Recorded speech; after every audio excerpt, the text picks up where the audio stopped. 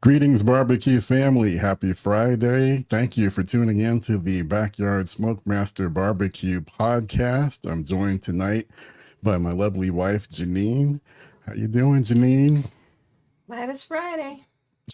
We're always glad that it's Friday. So before we get started, I would like to, as I always do, ask for your participation. That is really the driver that helps this show go. So if you hear anything, or even if you just have a question that, you know, is just burning on your mind related to barbecue, feel free whenever you're inspired to go ahead and ask that question. We try to respond to as many questions as we can. So we definitely want to hear from you and appreciate you. Yes.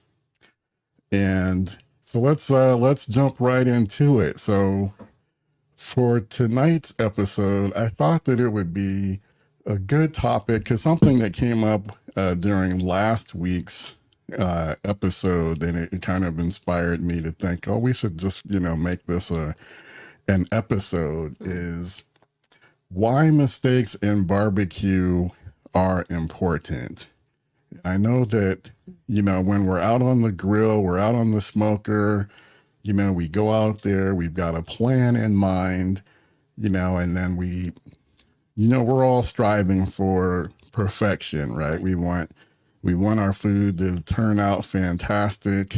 You know, we don't want any issues, especially if it's an expensive cut of meat, or if it's something that, you know, maybe it's a brisket, pork butt, you know, something that you've been out there tending to for hour upon hour upon hour. Yeah. You know, and we absolutely want, you know, perfection. We want it to turn out just right. Mm-hmm. I know me, myself, you know, I'm always pretty hypercritical of myself. You know, as soon as stuff comes off of the grill or smoker, I'm already kind of thinking about things that, you know, that I wish I had done a little bit differently.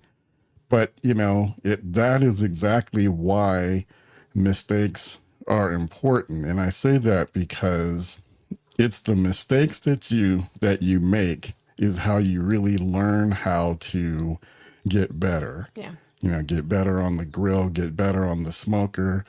It kind of leads the pathway to becoming a more successful backyard smoke master. Mm-hmm. And it's important to make sure that you are paying attention to those things, take note of it, you know, and try not to replicate the same mistake. Because they can be costly. Well, I mean, yeah, absolutely. I mean, that's how, to me, I mean, I think that's really the best way to learn. I mean, you know, you can watch all the the videos that you want, and you're reading the different books and looking at people's recipes and whatnot.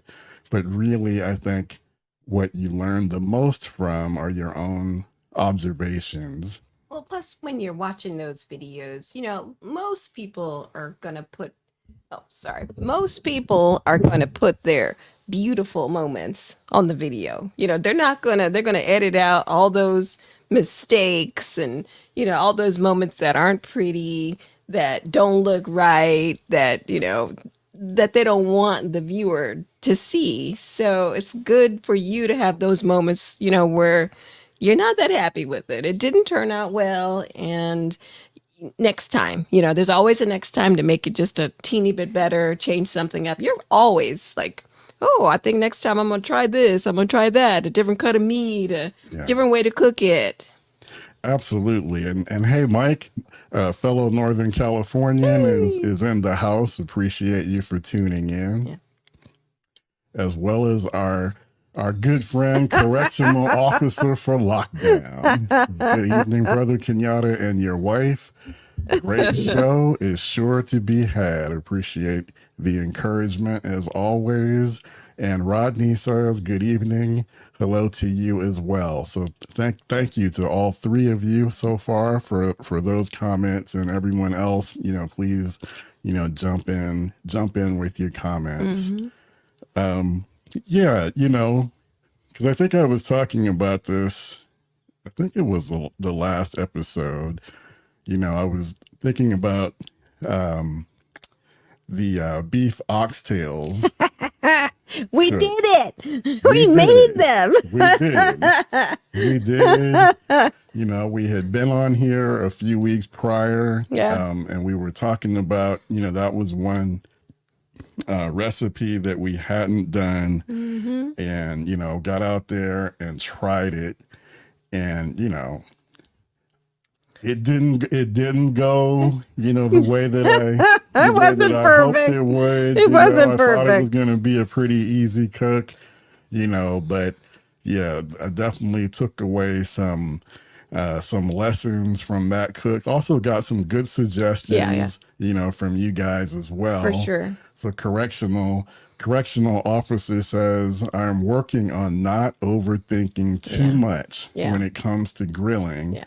I learned a few days ago the importance of keeping things simple. That is key. It is, isn't it? That is absolutely key, because actually the more complicated, you try to make things, I mean, it just makes it harder. It makes it harder, and the more likelihood, that kind of those additional layers or things that you might be trying to do, it just gives you kind of like even more room, to make some mistakes. Plus, I think it ratchets, it like levels up the anxiety and the anxiousness, because you've made it much more complex than it really needs to be, and you're under a time constraint, and you're tired, and who knows how the weather's going to be. There's so many other factors that you don't control. So when you make it too challenging, I think that's a tough one. Yeah, for sure. And I think actually the experience that you have, as you cook more and more, you learn what works. You're learning, how your grill, how your smoker works. Maybe there's some hotter zones, on the grill that you need to be cognizant of, and you can, actually take advantage of that. But it's those lessons learned, you apply them to your future cooks. Yeah. And actually that helps simplify, the overall process.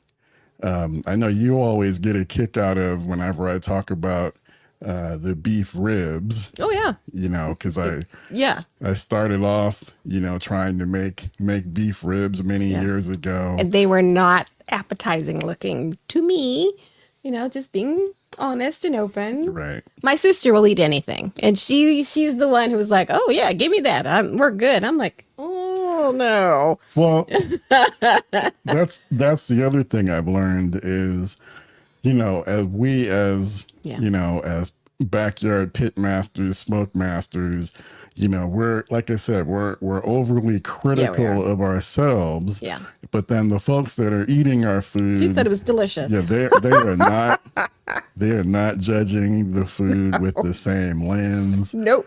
And more often than not, Yeah. they are enjoying it a lot more, Yes. than you think they will. And I think she cleaned you out when she was happy. So yeah. it's a good memory, because it has, for me, it's like humor, but also it was a moment where I felt like, oh wow, I don't know if he's gonna get it all together, but you did. It's one of my favorite meals that you make. Oh yeah, I got it down now. The correctional officer says, thanks for providing that great insight about the 3-2-1 method. Yeah. I focused too much on it in my last cook. Oh no. Yeah, one of the more recent videos on the YouTube channel is I talked about how, you don't necessarily have to do the 3-2-1 method. Nope. If you keep it simple, go no wrap. Don't wrap. Don't worry about wrapping. Don't worry about counting all those hours like that. That helps to really simplify the process. Yeah.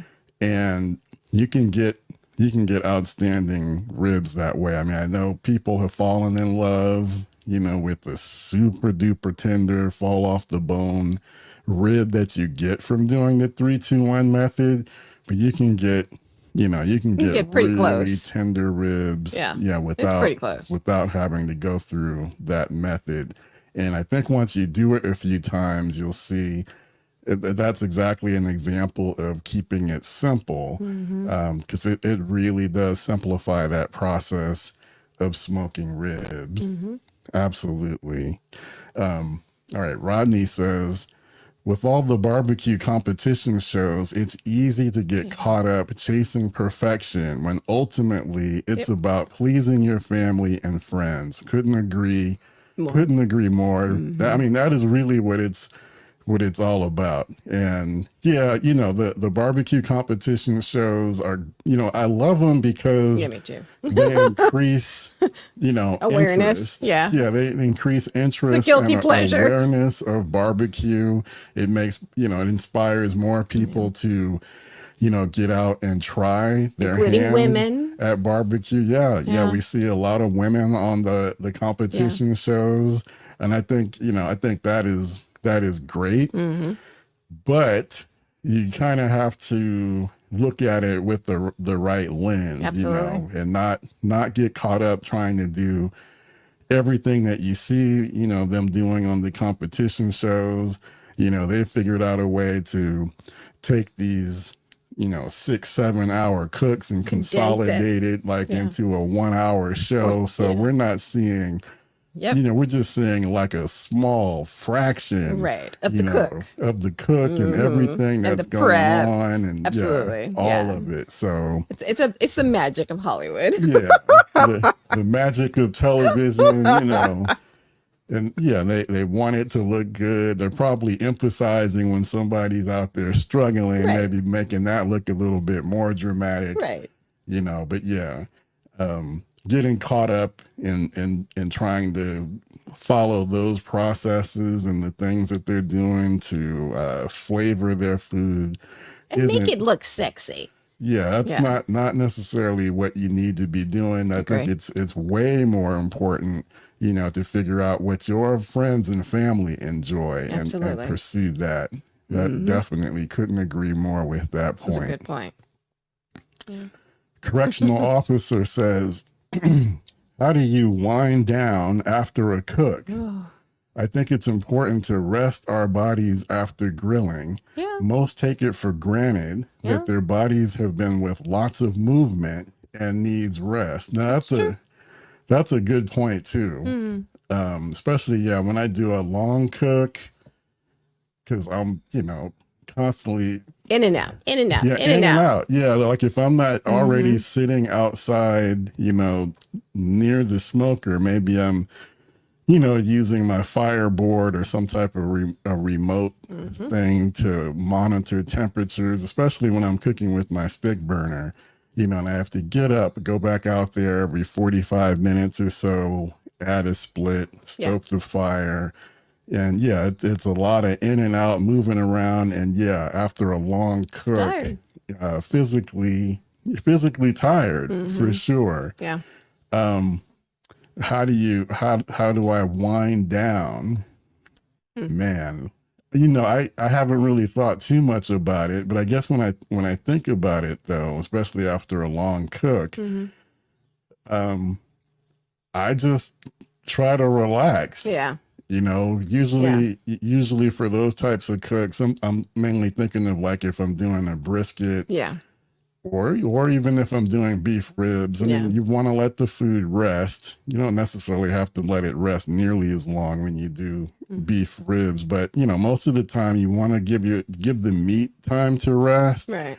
And then, for me, that's an opportunity as well. It seems like that's what you do. Like when it's resting, I see you sitting, and just tell the truth. It feels like that way. I don't know if that's really 100% the case, but that is how it feels. Yeah, I mean, like I said, I'm not really consciously doing it, but I think that's inevitably what ends up happening is that I do rest. Yeah. And then I'm also not worried about maybe if I'm grilling something, I'm not worried about running out there and getting my grill clean immediately after I cook either. And I would say, because there have been times when I had my heart set on something that you had cooked and it just was taking a bit longer than, I would like. And you're just like, it takes as long as it's going to take. That's right. I'm don't not rush going me. Yeah. I'm not going to succumb to this pressure. That's right.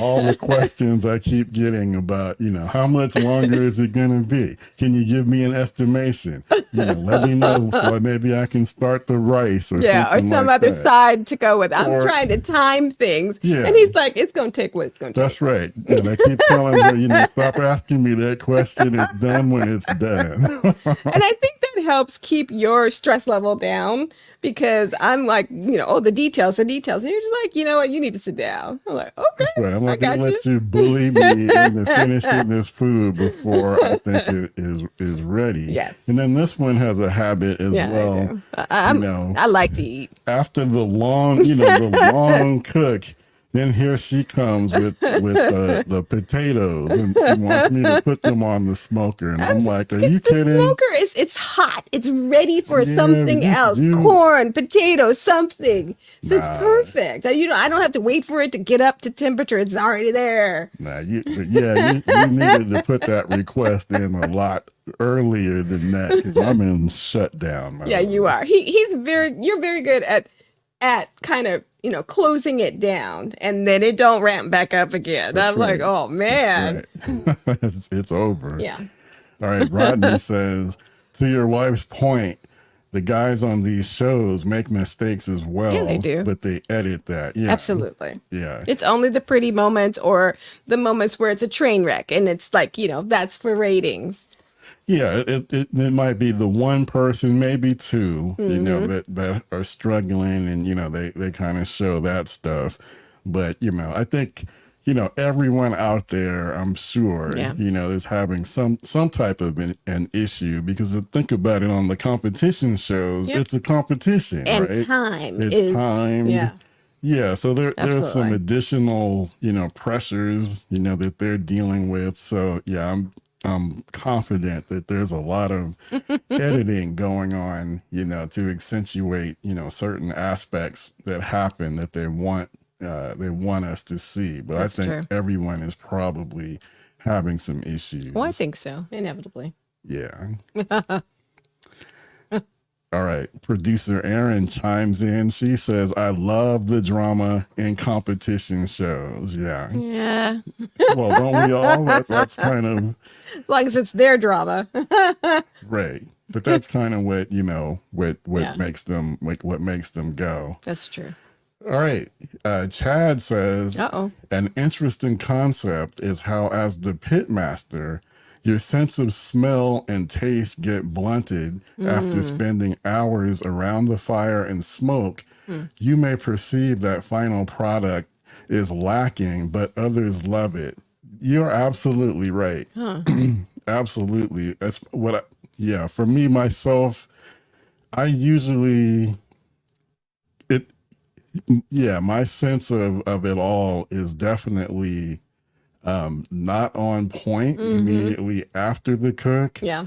Like I feel like especially if I try something, on day one of the cook, it'll taste one way, but then on day two, I feel like I taste the smoke even more Yeah. intensely on day two. And That's true. that's kind of one of the reasons why I like to include Janine in a lot of the videos that I do with a blind taste test for her. Right. Because I know that, her senses are being, I don't know, I feel like they're more, they're not blunted like mine, I think. Yeah. So it's good to get her reaction. I mean, sometimes we kind of see it Yeah, and we taste do. it the same way. Sometimes but we then do. Sometimes we don't. Yeah. But it's good to get that additional perspective. Yep, that is very true. All right, Chad says my last batch of ribs was amazing, but I wasn't impressed right off the smoker. Yeah. So it's important not to be too hard on yourself. That's true. Yeah, I've been there. I've been there too. Another thing that I find, especially with like pork ribs, baby back ribs, spare ribs, man, sometimes I'll eat one and I'm good. Yeah. I'm just like, Yeah. I guess I'm more or less kind of tasting it just so I can Know how to. know how it turned out and Sure. think about, what I can do Sure. otherwise. But yeah, I don't know. I just remember before I got into barbecue, man, I could eat like a half a rack of ribs, just go to town like in one setting.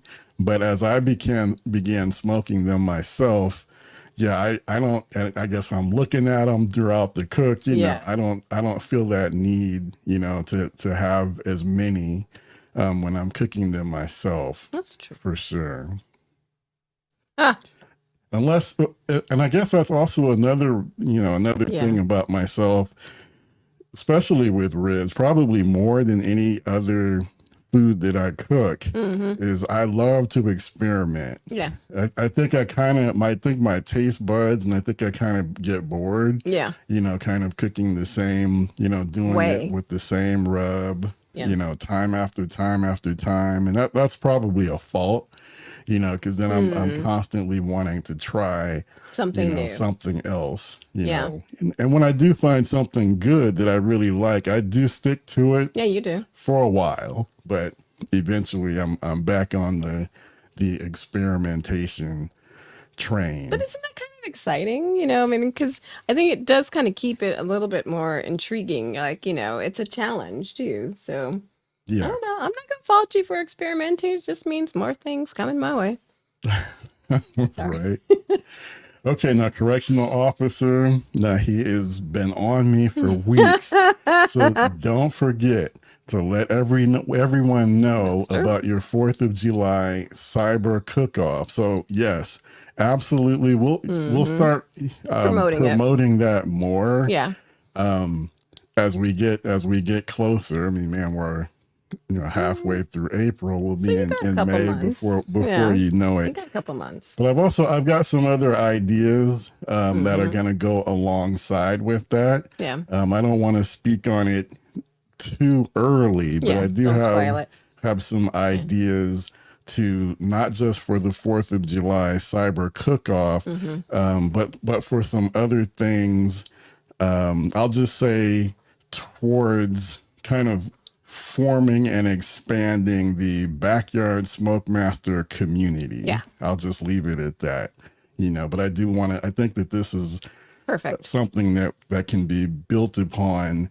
And I think the 4th of July cyber cook-off will be a great way to kind of kick it off. Yeah. And as well as kind of introduce everyone to the possibilities of things that we can do virtually as around barbecue, right? As a barbecue family, as I like to say. So there'll be a lot more to come about that, and definitely the cyber cook-off is going to be right in the center of it. Good. And I have correctional officer for lockdown to thank for, It's a great for idea. sparking that idea for sure. And he can't turn down a challenge, so that was good. It's not a challenge. Again, it's community, it's a celebration. It's going to be fun. And we're enjoying each other's company. And I think it's a way for us all to, get out, barbecue, togetherness, at the same time. So I'm not looking at it as like a competitive, no. type of thing. There will be no prize. There might be. Really? There might be, not Okay. not so much based on The results. yeah, because we all obviously we won't be able to taste each other's Nope. barbecue, but we'll be able to participate. So you're thinking there will be a prize. Maybe I we'll like see. that. We'll see where the wheels are turning. All right, let's So do it. we'll see, but more to come. Mm-hmm.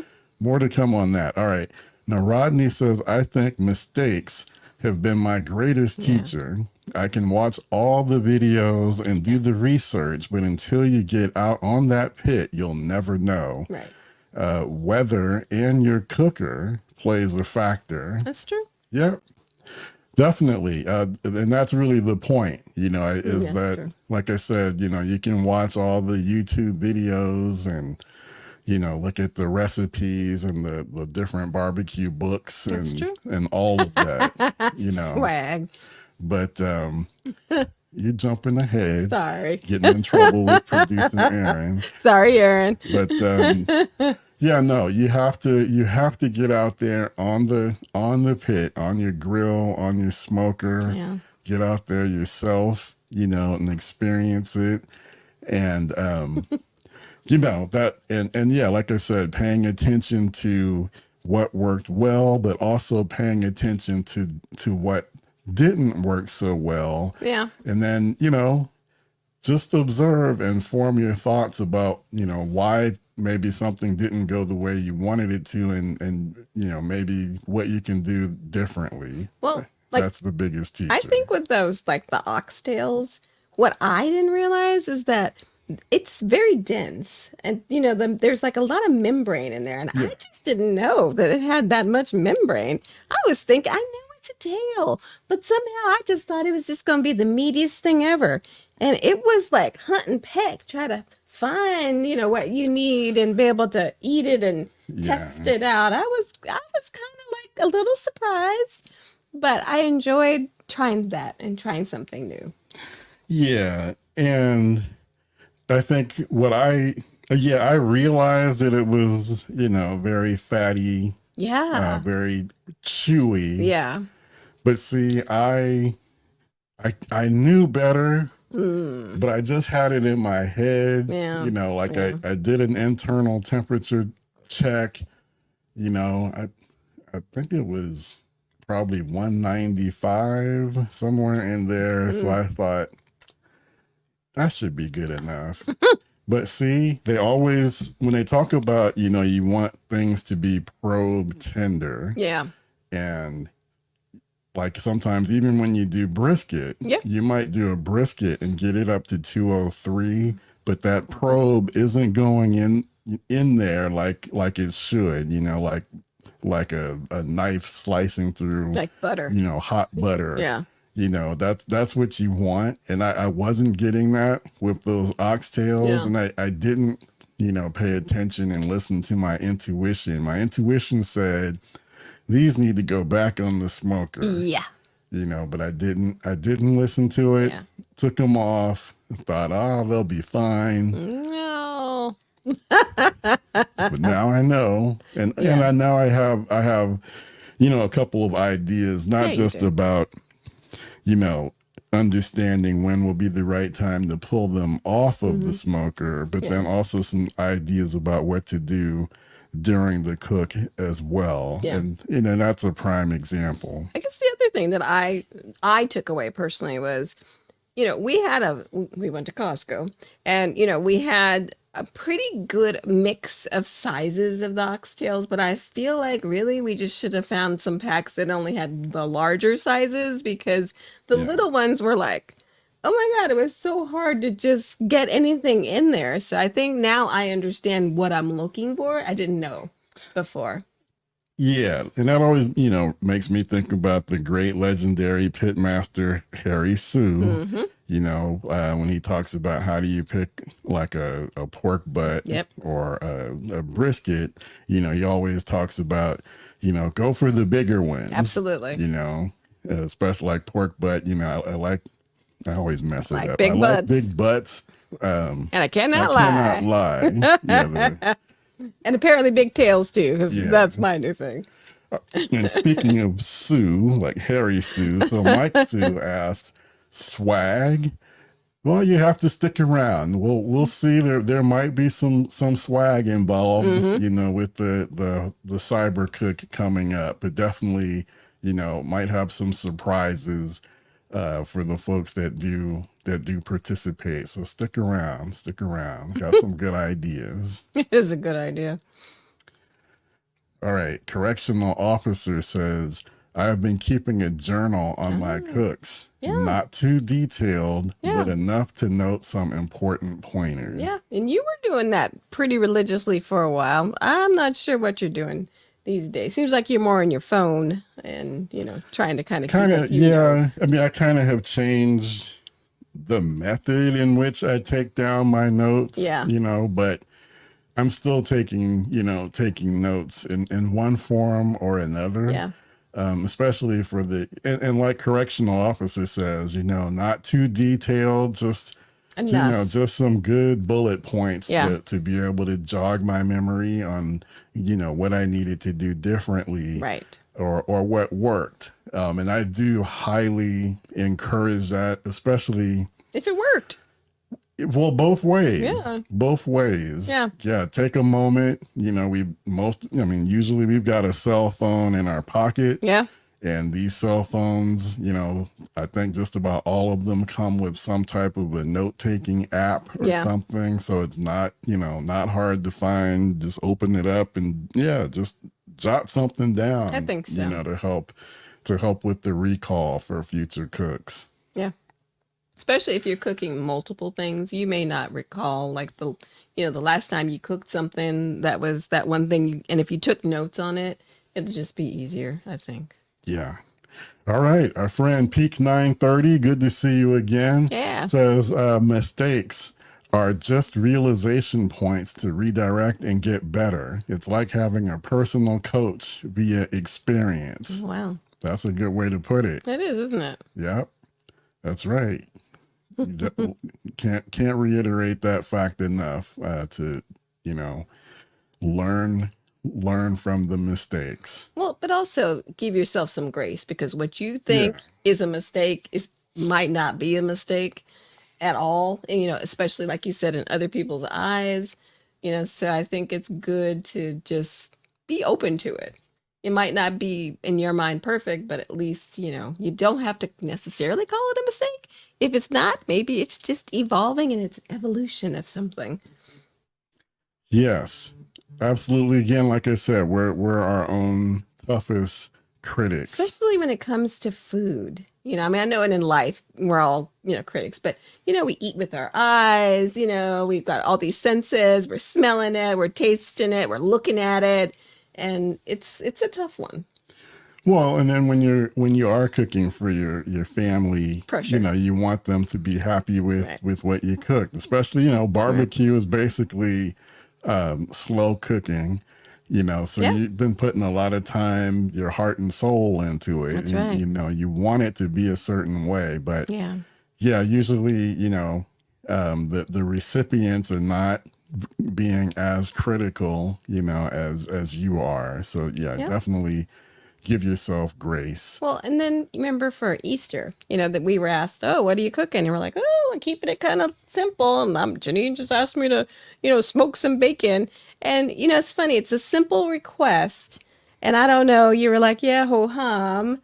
But they loved it. I mean, every single one. It was the highlight of our brunch. It was so good. It turned out really well. Yeah. I guess I kind of ho hum it. Honestly, It wasn't a challenge. I get it. no, well, when I got serious about barbecue, the first thing I wanted to do was baby back ribs, Mm-hmm. and I was out there, trying to do that 3-2-1 method, and I wanted them to be perfect.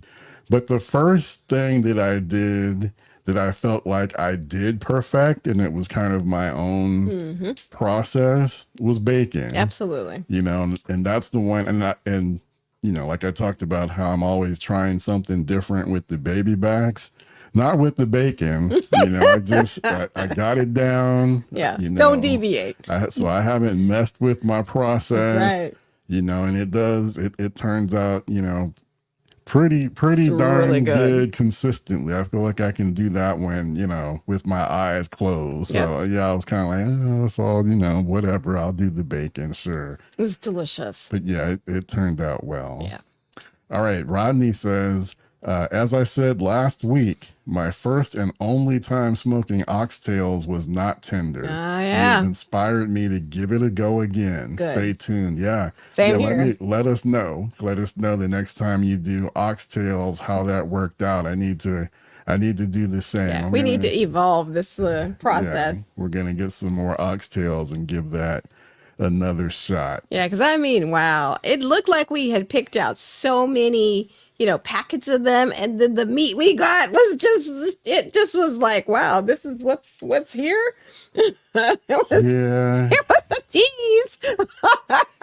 And then I put them, we tried to eat a few, and then I put the rest in the refrigerator. Yeah. I don't think either one of us went back to those oxtails. It wasn't a winner. It was a winner, fail. winner, chicken dinner. Not this one. It was a fail. It was. It wasn't a fail, but it wasn't quite there. It was a fail. All right. Correctional officer says, I cooked my ribs and they came out crispy, but not tough but not tough because I had extreme direct heat, which was my mistake. Yeah. But the taste was good and Texas style. My wife liked them after being worried at first. Well, that's a good good recovery then. Yeah.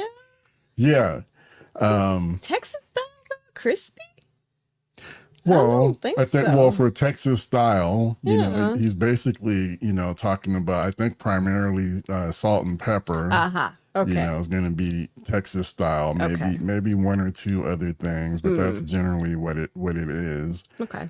The direct heat. So yeah, that's where you have to be a little bit more careful. With the direct heat. Like vigilant, right? That's not when you can just go and walk away, right? You kind of have to, don't you have to focus on it a little? Well, I think you gotta spritz on a regular basis, and you probably do have to look in on them a little bit more. Yeah.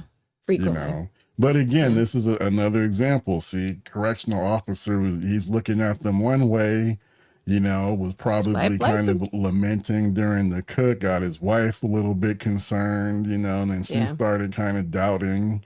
But then, when the ribs were done and she tried them and she was good with it. So now you've got a good, a good starting point or a good benchmark, from where to start. And then, next time you've already got some ideas about what to do differently next time. So, it's just going to go up, from there. Can't fall off the floor. Yeah. Yeah. So that's a great example. So I'm trying to think, do you recall any other, what I would consider to be fails? Ooh. Well, that was a smoking, that you smoked or that you maybe fried. There are a few moments there. Okay, all right. You want to go to the frying. Okay, I kind of forgot about some of my early frying expeditions with my deep fryer. Yes. Which is like a whole different experience. What is that thing called? I think it's called a Cajun cooker, I believe. Yeah. Um, Oh yeah, that's it. Yeah, the R&V. Yeah, let me let's put this up here so everybody can see. Let's see, we got it up. Oh, yeah, almost. So a few years ago, I bought a Cajun fryer, and it's this one. I got the 4-gallon Cajun fryer, and yeah, so it's a deep fryer. It's outdoor. It well, definitely outdoor, and I mean, it's a little, I don't know if any of you guys have experience, with these things. I mean, it's an experience in itself. And the toughest part about it is the ignition, is starting it up. And that's probably, well, I know it's the reason why I haven't used it in over a year. It's been sitting out there.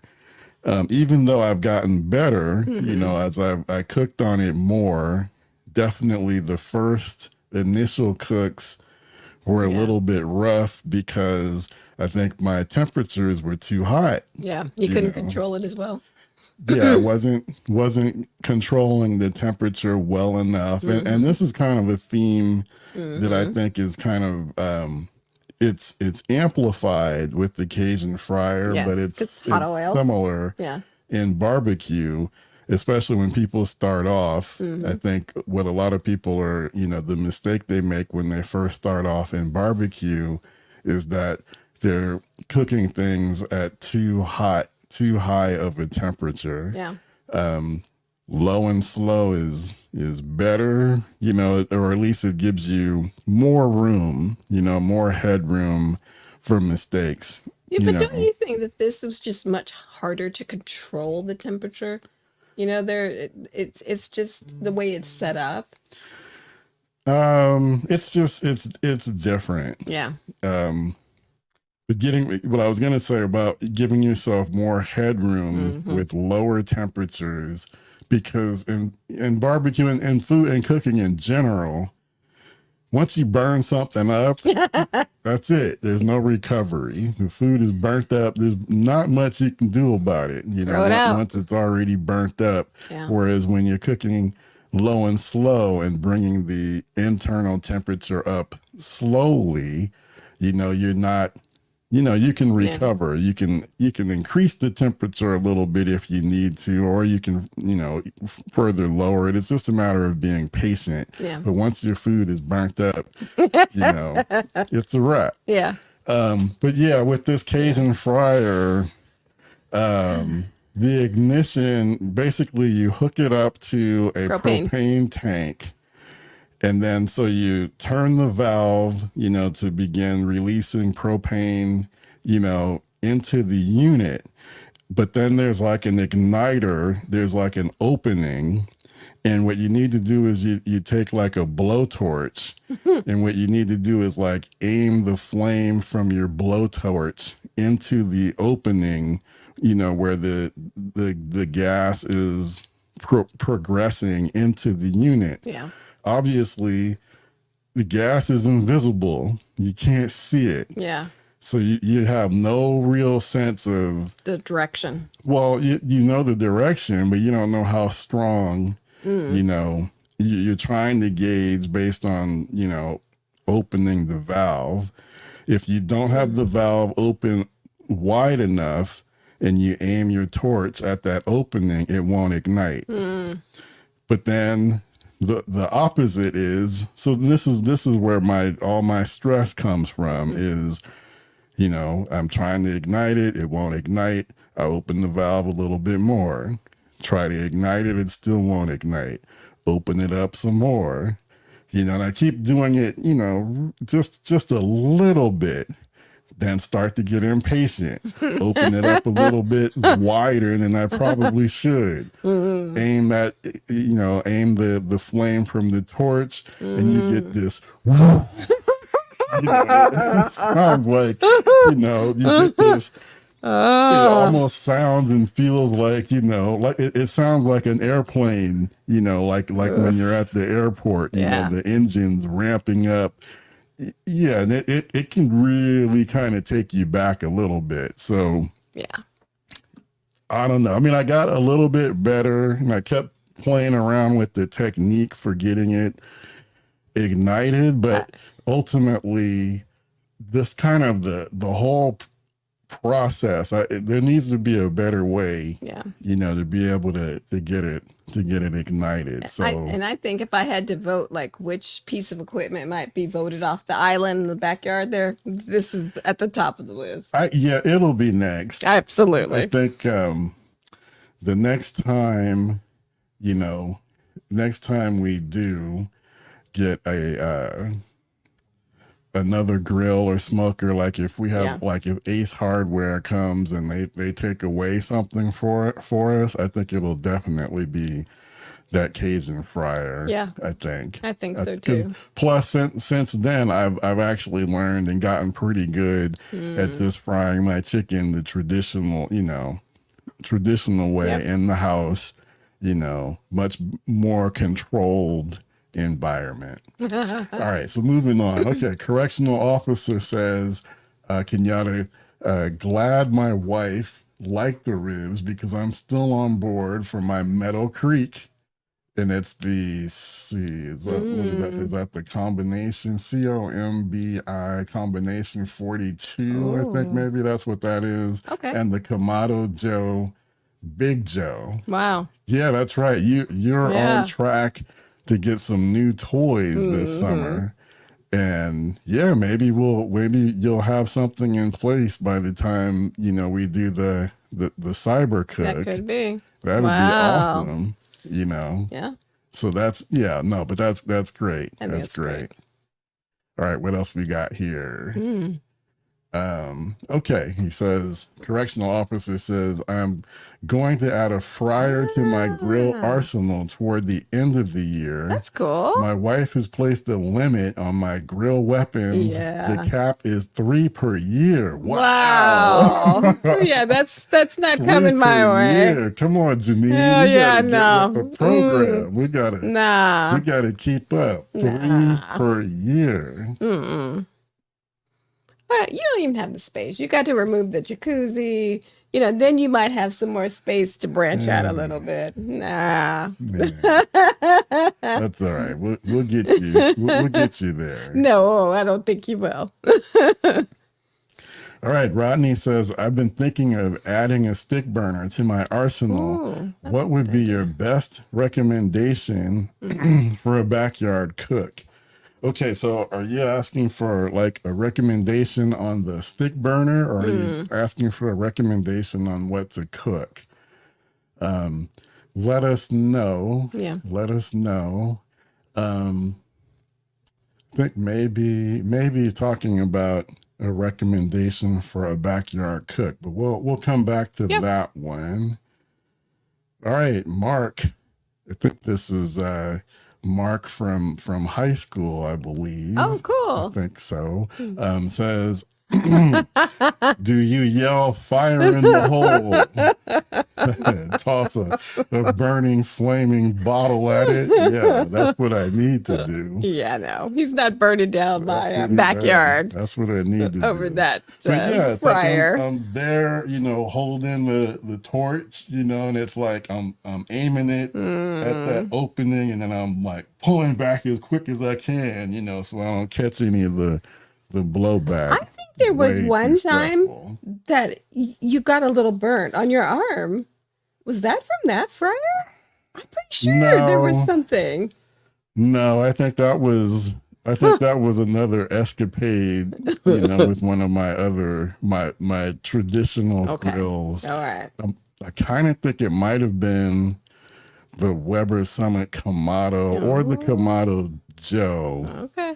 I can't remember what I was cooking, but when you're cooking something, especially if you're doing something over 350 degrees, Yep. what you want to do when you do open the grill, and this is a good teaching point, is don't just yank it open. because then you get the blowback, and that's what happened to me. Yeah. And I think I kind of singed some of the hairs Yeah, on my literally. arm. He was showing me his arm. It was just a little, the hairs were so crispy. I was like, what happened? Right.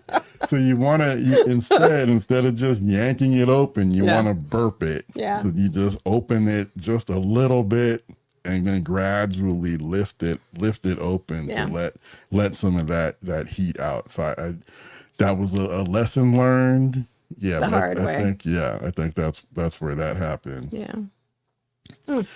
All right, correctional officer says Carolina Cooker makes some good fryers. Pitts Oh. by T and Bayou Classic are but a few that make some good fryers. Yeah, I'd be willing to Yeah. buy you a fryer, one that is a good one. I don't know what this one was, but Well, the Cajun fryer has a pretty good reputation. I've heard of Bayou Classic. I haven't heard of Carolina Cooker. yeah, I'd like to But know what that is. yeah, I'm definitely curious. If these these outdoor deep fryers, like if they all kind of have the same Ooh. the same type of mechanism for starting. Yeah, I got a feeling they don't.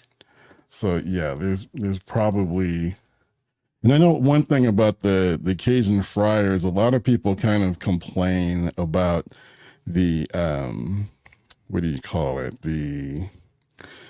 It's the craftsmanship is not the word, but that's for the welders. Okay. That doing like a clean weld. One thing on the Cajun fryer, it's got some really sharp edges. Ugh. Like if you want to move it around, You're gonna get hurt, huh? you're gonna need to put on some gloves, heavy duty gloves, because I've cut myself a few times on those kind of real sharp jagged edges. Oh wow.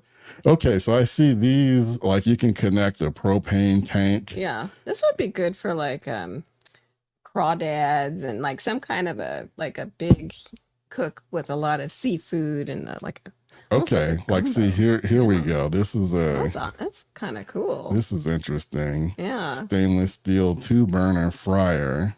So this would be kind of similar, to like the Cajun fryer. Like I see there, you can connect it Yeah. with the propane tank, and then it's got the two valves. So is that similar or dissimilar? I don't know. I'd have to look more into it. Hopefully, all you have to do is just, open Press a the button. valve on your, on your propane tank, and then similarly, maybe turn those two knobs up here, Yeah. and then hopefully that would be all you have to do to get it going. So maybe not very complex, which is good. That would be a win. Something to kind of avoid that whole that dangerous Yeah. ignition process. Yeah. So yeah, I have to look more into that, but that's that's pretty interesting. All right, let's see. Okay, producer Aaron says, "Oh my God." Didn't you nearly lose an eyebrow? Now, no, I did not. I don't remember that. I think Aaron is making that up and trying to be funny. No, I kind of think that there was in that whoosh. I kind of think she's right. No. You don't remember, but I kind of think something. You got a singe. I think so. No, I was not out there with just one eyebrow. I didn't say that you lost the eyebrow. I do think you got a little bit of a singe, though.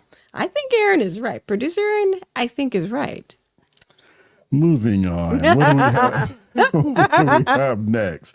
Okay, so getting back to Rodney, when he was saying that he's thinking about getting an offset smoker, recommendation on the pit. Okay. So now I can only offer, like firsthand experience Right. with a pit from the perspective of my ownership of I have a Lone Star Grills Yeah. offset smoker. And I don't want to like make it sound like that's the only way to go. There's Right. a ton of good options available At different for price points too. offset. Well, at different price points. So that's where it gets interesting. Do not, absolutely, as much as you might be tempted, Yeah. Don't go do cheap. not go super cheap. Don't get what they call a cheap offset smoker. And I'm talking The about Home like the Depots, things, the that you can get at Lowe's, Home Depot or Lowe's. Walmart. Yeah, no. Because the issue is that they aren't the metal that they Cheap. are made with are not thick. They're Get not what you pay thick for. enough to really hold temperatures. And what you'll experience with a cheap offset smoker is wild temperature fluctuations. And it'll frustrate you beyond belief. I Yeah. mean, there's already, you can get the Yep. most well-built offset smoker available on the planet. But when you're starting off, there's going to be a learning curve, Yeah. Cooking with an offset. It's different. Versus, it's different from cooking with charcoal cookers and pellet grills and so on and so forth. So you want a well-built offset smoker. It should be at least a quarter-inch thick steel. So, I mean, and that's really the difference. You got the cheap offsets that are going to be super hard and complicated to control, and they'll probably frustrate you and turn you off to the experience. Yeah. And then you have more expensive. So I think if you worth it, huh? want to get a good offset smoker, you're probably looking at something in the $2,000 range and up. And, the price variation will be largely based on size. Yeah. What the size of the offset smoker is. Yeah. But you just need to know going in. You're gonna have an investment. Well, it's an investment, Yeah. not just in money, but it's also you need to be willing to make the investment in time. And as we talk about being learning from mistakes, this is where it really comes into play when you start cooking on an offset smoker for the first time.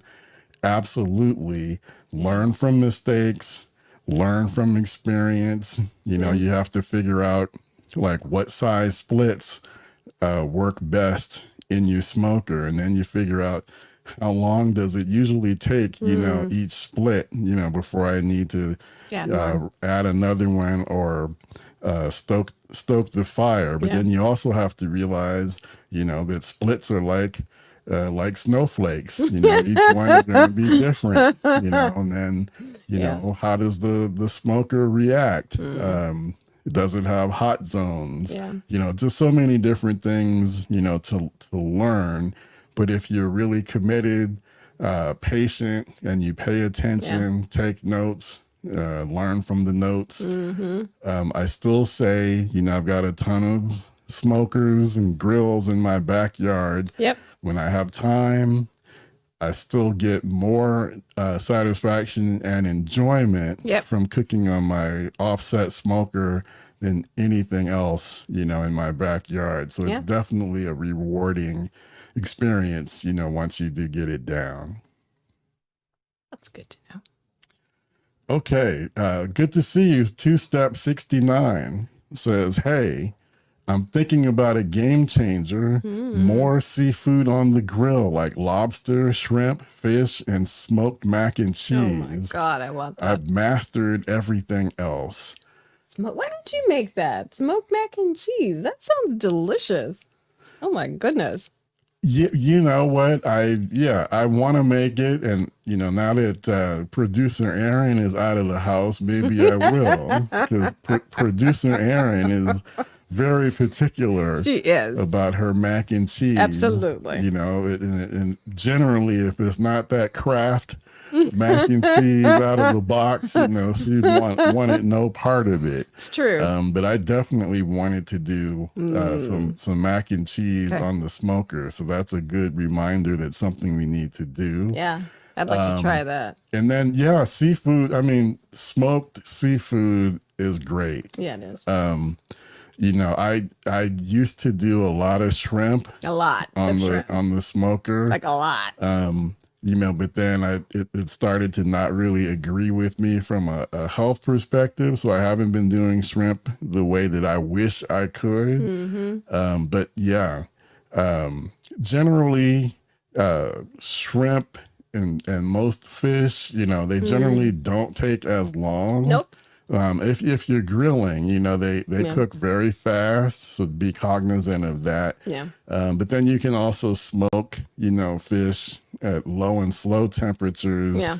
But they generally, you know, when compared to cooking like chicken, and then obviously beef, you know, they're going to cook a lot quicker. Yeah. But definitely, I think Don't you have should. some recipes and some videos, you know, from your you know, We shrimp need days? to. Yeah. Need to do. I Need to think do so. some. I think so. Definitely need to do some fish video. Matter of fact, I think the next video that will be on the channel will It's fish. be Yeah. fish. I think so too. We just have to get it edited. Yeah. But yeah, we did halibut. Mm-hmm. It's one of my favorites. So I'm always, you know, yeah, when you say, oh, fish, and especially that fish, I'm like, yeah, okay. Right. Right. So yeah, definitely encourage, you know, Yeah. absolutely. Yeah. You can cook anything on a smoker. So I think fish would be Delicious. a great next move. Yeah. Okay, next up, correctional officer says, lesson learned was on a windy day. I lit a tumbleweed starter over the stove and tried to walk it outside without gloves to place in the grill. I had pain for days due to a blister on my finger. Yeah. That just sounds all so dangerous. Yeah, I hope your wife isn't listening or isn't aware of that one. I think I would definitely get in trouble. Yeah. You know, for starting, you know, to do something like that. But Yeah. I can see how that could be rough. Yeah, I don't even want to hear that kind of a story. So from you. Well, and then okay, so that's the obviously the tough side about you know cooking with live fire, especially anything that when you're handling live fire. Always recommend that you do put on gloves. some heat resistant gloves. Yeah. I think that's, you know, in terms of like accessories that you need to have for sure. I mean, because there's a ton of our accessories available. It's true. In barbecue. I think you absolutely, two things. You need to have heat resistant gloves, and then you also should have a good, gloves. well, no, I mean, yeah, no cut gloves are good to have. But no, the second one that I was thinking of is you need to have a good instant read thermometer so that you can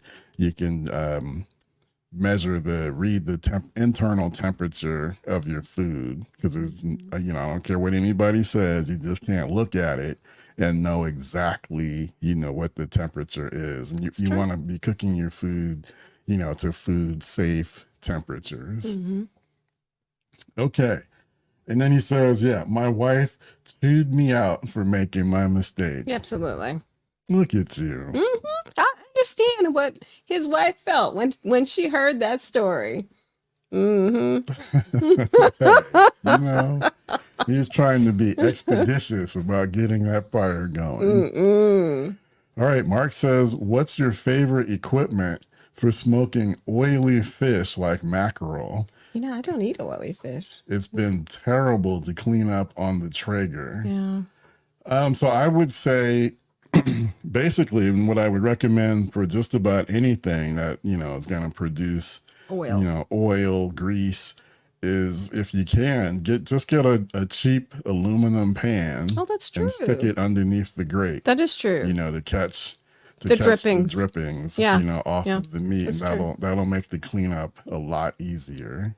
So that would be my recommendation. I try to, you know, depending on what I'm cooking and if I remember, but I definitely try to do that on a regular basis as well. So, okay, and he's talking about cooking it on the Traeger. So it's pellet, right? well, so it's gonna have the what do you call it? I forget. I guess it's like the metal sloped drip pan. I think maybe I forget what it's called, but Okay. but the oil's gonna come off of the food if you can And like travel down. and travel down. Yeah. So if you can, the easiest thing would be if your Traeger has an upper rack, would be to put the aluminum pan on the lower rack, underneath the fish to capture the oil Before it goes down. But if you don't have an upper rack, if you can, either put the pan, on top of the sloped metal grease. I know I'm not describing it right, but directly underneath the grill grate, put the pan there.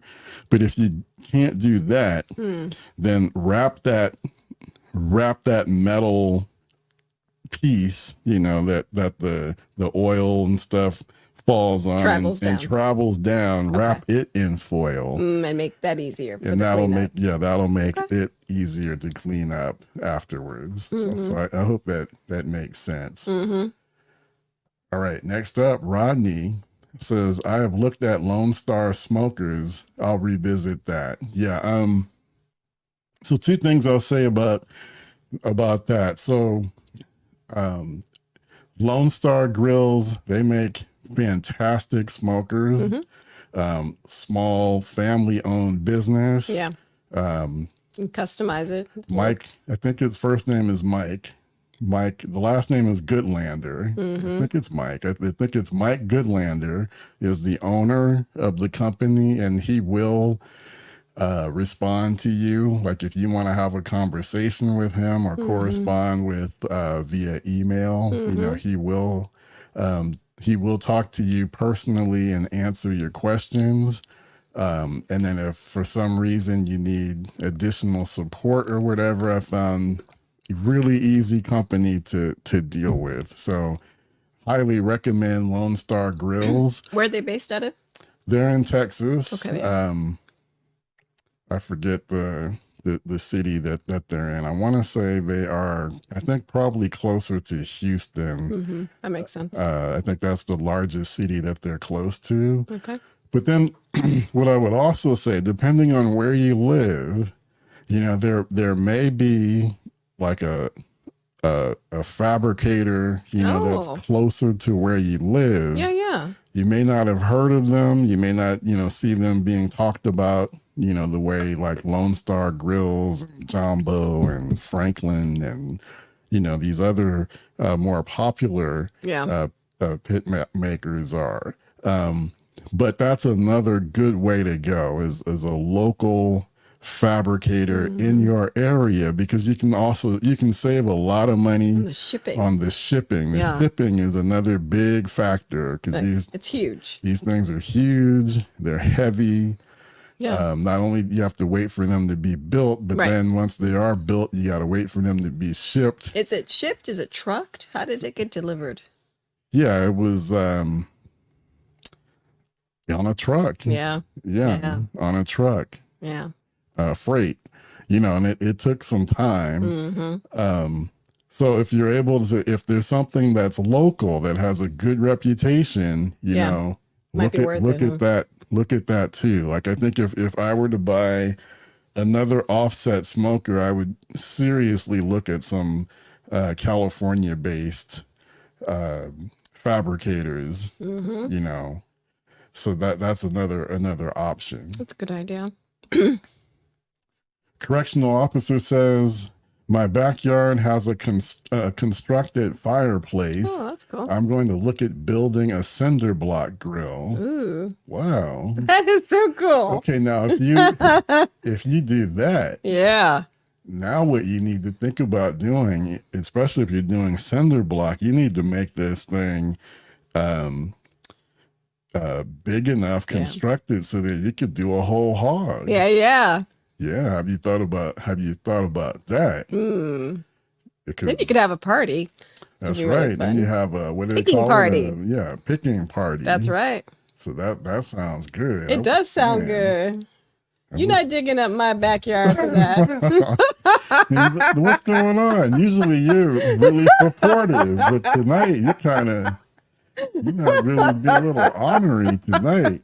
All right. Because I can see the vision in your head. I'm like, Hey, don't go there. We got room up there.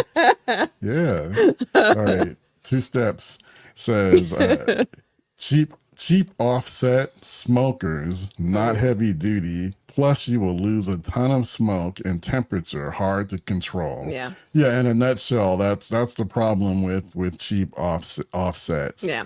Yeah. You lose a ton of smoke, and yeah, temperatures are just hard to control. It'll burn your food up. Maddening. Just maddening. Yeah. It's super frustrating. Yeah. So definitely don't go with cheap. A cheap offset. Yeah, trust me on that one. Trust me on that one. It's true.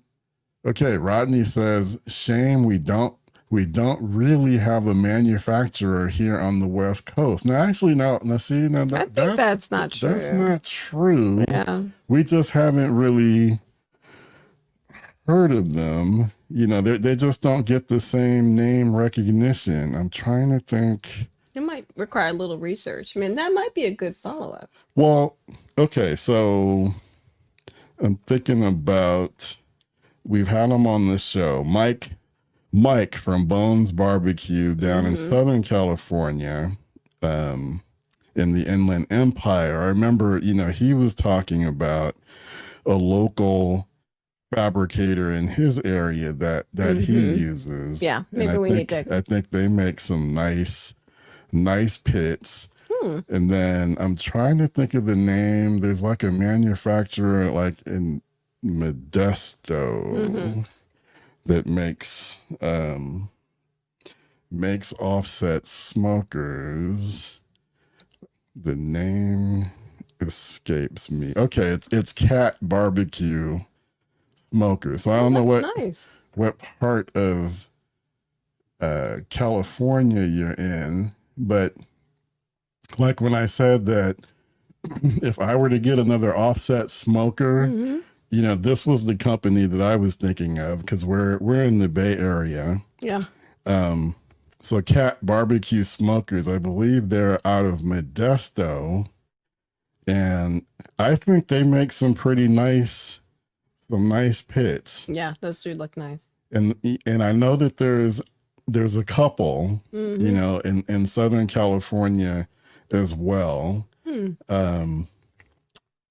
want to say the one that you may have heard of, Mad Scientist Barbecue. I think he has a smoker or has interacted with a fabricator that's like in the LA area as well. So maybe we can do a little follow-up. Yeah. So yeah, don't rule out, possibilities on the West Coast. I think, definitely I think there are more well-known fabricators like in Texas and in the South. For sure. And that's mostly what we see and hear about. But I think we do have some options here on the West Coast. More than you know. Yeah, more than we know. Yeah. We just have to dig a little bit more, but don't give up on those possibilities as well. So I think those are worth a look. All right.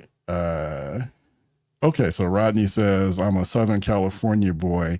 Haven't found any here. Yeah. On Instagram, go to bones.bbq, at bones.bbq. And I know that Mike has a company that he works with. Okay. All right, now Janine got excited because I went to Instagram, and the first thing that popped up. Now this is Lone Star Of Grills course. fabrication. But let me see. Let me see if I can pull up. Oops. If I could type Bones. Wait. Okay, Bones. Yeah. So Bones BBQ. And let's see. It's looking good. So I don't recall, exactly the name of this fabricator, but I'm pretty sure that he It's got local. this pit in the Southern California area. We can reach out, right? So yeah. So check out Mike. Ask Mike about bones.bbq. I think he could give you a name, and I think Joe as well, Q Belly's barbecue. He's also in Southern California. Yeah. And I'm pretty sure he probably. Yep. Look at that. And actually, that's the two of them right there. There's Joe. And you can see the name. Joe and Mike. Can you blow it up? Oh, now can I blow it up? Maybe a little more. I don't know that I can. Oh. Okay. What does that say? So, okay, wait a minute. All right. Your producer Aaron can see it.